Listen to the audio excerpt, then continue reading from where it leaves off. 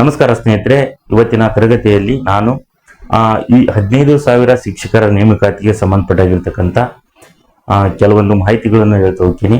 ಪರೀಕ್ಷೆಯ ಮಾಹಿತಿ ಮತ್ತು ಪೋಸ್ಟ್ಗಳ ಬಗ್ಗೆ ಮಾಹಿತಿ ಕೂಡ ಹೇಳ್ತಾ ಹೋಗ್ತೀನಿ.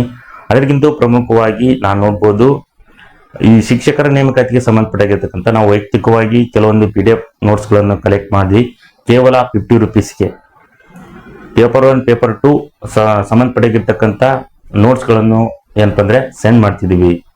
ಹಾಗಾಗಿ ಯಾರ್ಯಾರಿಗೆ ಈಗ ಮತ್ತೆ ಹೊಸದಾಗಿ ನೋಡ್ತಿದ್ರು ಅವ್ರಿಗೆ ಬೇಕಾ ಅನ್ನೋದಾದ್ರೆ ಈ ಕೆಳಗೆ ಬರ್ತಕ್ಕಂತಹ ವಾಟ್ಸಪ್ ನಂಬರಿಗೆ ನೀವು ಏನಪ್ಪ ಅಂದ್ರೆ ಕಾಂಟ್ಯಾಕ್ಟ್ ಮಾಡಿ ನೋಟ್ಸ್ಗಳನ್ನು ಪಡೆಯಿರಿ ಅಂತ ಹೇಳ್ತೀನಿ. ಜೊತೆಗೆ ನಾವು ಇನ್ನು ಏನಪ್ಪ ಅಂದ್ರೆ ಫೈಲ್ಗಳನ್ನು ನಾವು ಇನ್ನೂ ಕೆಲವೊಂದು ಸ್ಕ್ಯಾನ್ ಮಾಡ್ತಿದ್ದೀವಿ.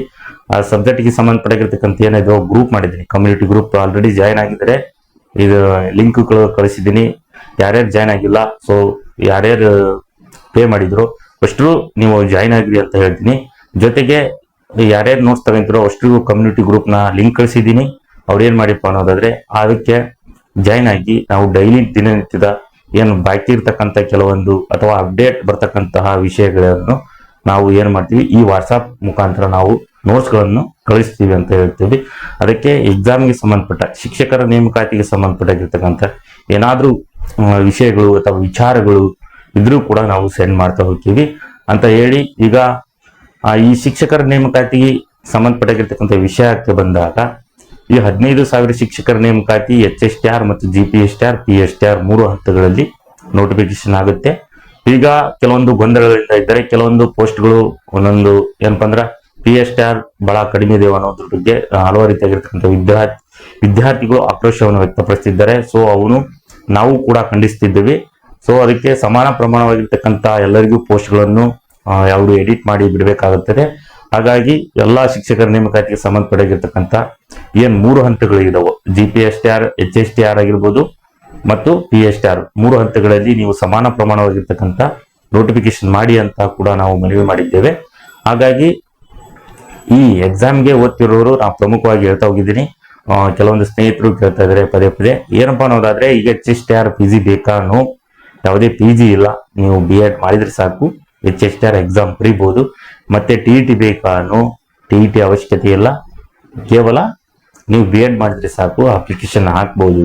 ಇದು ಪ್ರತಿಯೊಬ್ಬರಿಗೂ ಒಂದು ಕ್ವಾಲಿಫೈ ಇರ್ತಕ್ಕಂಥದ್ದು ಏನಪ್ಪಾ ಅಂದ್ರೆ B.Ed HSTR ಎಕ್ಸಾಮ್ಗೆ. ಏನ್ ಸುಪ್ರೀಂ ಕೋರ್ಟ್ ಏನ್ ಹೇಳ್ತು, 8ರಿಂದ ಕೆಳಗೆ ಬರ್ತಕ್ಕಂಥ ಏನ ಪ್ರೈಮರಿ ಇದೆಯಲ್ಲೋ, ಹೈ ಪ್ರೈಮರಿ ಮತ್ತು ಪ್ರೈಮರಿ ವಿದ್ಯಾರ್ಥಿಗಳಿಗೆ ಒಂದು ಗುಣಮಟ್ಟದವಾಗಿರ್ತಕ್ಕಂಥ ಶಿಕ್ಷಣ ಕೊಡಬೇಕು ಅನ್ನೋ ಒಂದು ಉದ್ದೇಶದಿಂದ ಮಾತ್ರ ಅಲ್ಲಿ TET ಎಲಿಜಿಬಲ್ ಆಗಬೇಕು ಅನ್ನೋ ಒಂದು ನಿಯಮವನ್ನು ಮಾಡಿದೆ ಸುಪ್ರೀಂ ಕೋರ್ಟ್. ಹಾಗಾಗಿ ಅದಕ್ಕೆ ಸಂಬಂಧಪಟ್ಟಿರ್ತಕ್ಕಂಥ ಕಾಲ ಅವಕಾಶವನ್ನು ಕೊಟ್ಟಿದೆ. ಫೆಬ್ರವರಿ 28, 2028ರವರೆಗೆ, ಆಗಸ್ಟ್ 28, 2028ರವರೆಗೂ ಕೂಡ ಅವರಿಗೆ ಕಾಲ ಅವಕಾಶವನ್ನು ಕೊಟ್ಟಿದೆ. ಅಲ್ಲಿದ್ರೊಳಗೆ ಅವರು ಏನ್ ಇನ್ ಸರ್ವಿಸ್ ಇರ್ತಾರೆ, TET ಪಾಸ್ ಆಗಿಲ್ಲೋ, ಡೈರೆಕ್ಟ್ ಎಕ್ಸಾಮ್ ಅವರು ನೇಮಕ ಏನಂದ್ರೆ ಸೆಲೆಕ್ಟ್ ಆಗಿರ್ತಾರೋ ಅವರೆಲ್ಲರೂ ಅದರೊಳಗೆ ಪಾಸ್ ಮಾಡ್ಕೊಳ್ಳೇಬೇಕು. ಅಥವಾ ಮತ್ತು ಇನ್ ಸರ್ವಿಸ್ ನಲ್ಲಿ ಇರ್ತಕ್ಕಂಥವ್ರು ಕೇವಲ 5 ವರ್ಷದ ಒಳಗೆ ಇರ್ತಕ್ಕಂತಹ ಏನ್ ರಿಟೈರ್ಮೆಂಟ್ಗೆ ಅವ್ರಿಗೆ ವಿನಾಯಿತಿಯನ್ನು ನೀಡಲಾಗಿದೆ, ಅವರಷ್ಟೇ ಅದಕ್ಕೆ ಇರಬೇಕಾಗುತ್ತದೆ. ಉಳಿದವರು ಸ್ವಂತ ನಿವೃತ್ತಿ ಘೋಷಣೆ ಅಂದ್ರೆ ಅದಕ್ಕೆ ರಾಜೀನಾಮೆ ಮಾಡಿಕೊಟ್ಟು ಬರಬೇಕು ಹುದ್ದೆಗೆ ಅಂತ ಒಂದು ಸುಪ್ರೀಂ ಕೋರ್ಟ್ ಆದೇಶವನ್ನು ಕೊಟ್ಟಿದೆ.